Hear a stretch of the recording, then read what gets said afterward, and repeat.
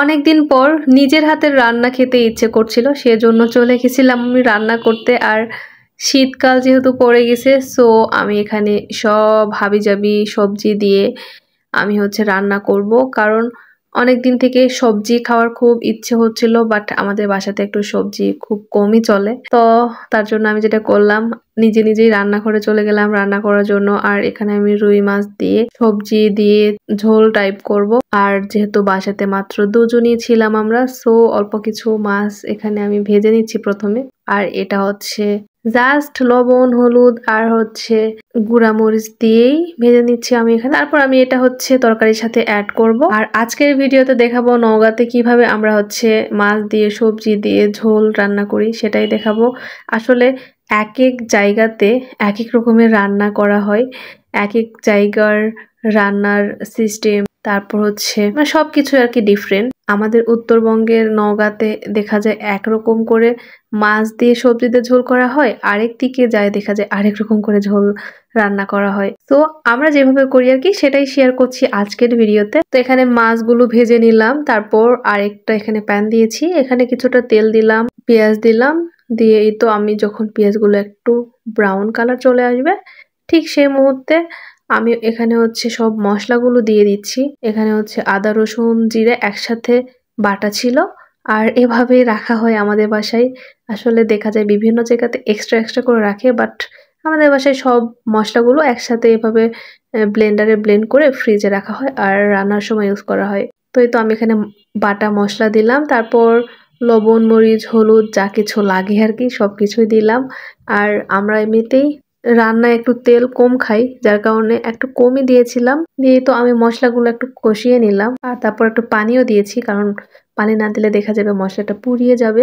যার কারণে একটু এরকম পানি দিয়ে একটু জাস্ট কষাই নিলাম। তারপর মাছগুলো যেটা ভেজে রেখেছিলাম সেটা দিয়ে দিলাম। আগে মাছগুলো জাস্ট একটু মানে কয়েক মিনিট এখানে কষাই নিলাম, তারপর মাছগুলো উঠাই নিচ্ছি। এরপর আমি এখানে সবজিগুলো অ্যাড করব।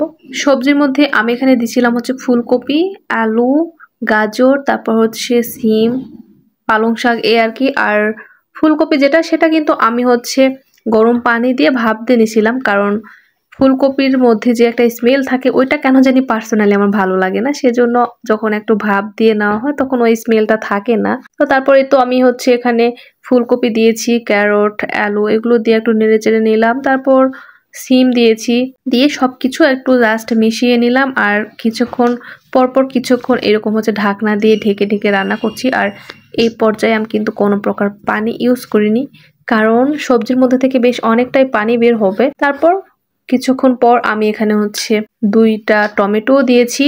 এখনো কিন্তু আমি কোনো পানি অ্যাড করিনি, জাস্ট এভাবে ঢেকে দিয়ে দিয়ে কিছুক্ষণ পর পর নেড়ে চেড়ে নিচ্ছি। নিয়ে তারপর এই তো যখন সবজির থেকে বের হওয়া পানিগুলো একেবারে শুকিয়ে গেছিল, ঠিক সেই মুহূর্তে আমি এখানে গরম পানি দিলাম কিছুটা পরিমাণ, দিয়ে আবার নেড়ে চেড়ে নিচ্ছি। এরকম করে বেশ কয়েকবার একটু একটু করে পানি দিয়ে দিয়ে নেড়ে চেড়ে অনেকক্ষণ পর্যন্তই কষিয়ে নিছিলাম। তারপর উপরে যে মাছটা আমি উঠাই রাখছিলাম সেই মাছগুলো দিয়ে নিচ্ছি।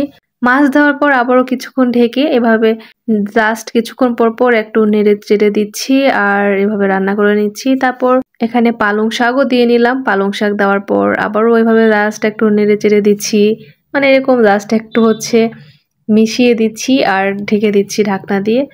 তারপর লাস্টে আমি এখানে লবণ চেক করলাম, তখন দেখলাম যে লবণ একটু কম হয়েছে। তারপর আবার একটু লবণ দিয়ে নিলাম এবং কিছু ধনিয়া পাতা এখানে কেচি দিয়ে কুচি কুচি করে আর কি কেটে দিলাম, দিয়েই আমি চুলাটা বন্ধ করে দিয়েছি। আর এই তো আমার মাছ দিয়ে সবজির ঝোল কমপ্লিট হয়ে গেছে।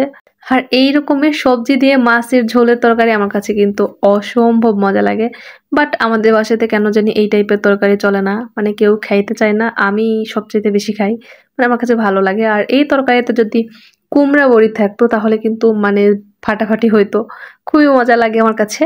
তো আপনাদের কার কাছে এই রকমের মাছ দিয়ে সবজির ঝোল ভালো লাগে অবশ্যই কমেন্টে জানাবেন। আর ভিডিওটি ভালো লেগে থাকলে অবশ্যই লাইক কমেন্ট করতে ভুলবেন না এবং শেয়ার করতে ভুলবেন না। তো এই ছিল আজকের ভিডিও। কথা হবে নেক্সট কোনো ভিডিওতে। আল্লাহ হাফেজ।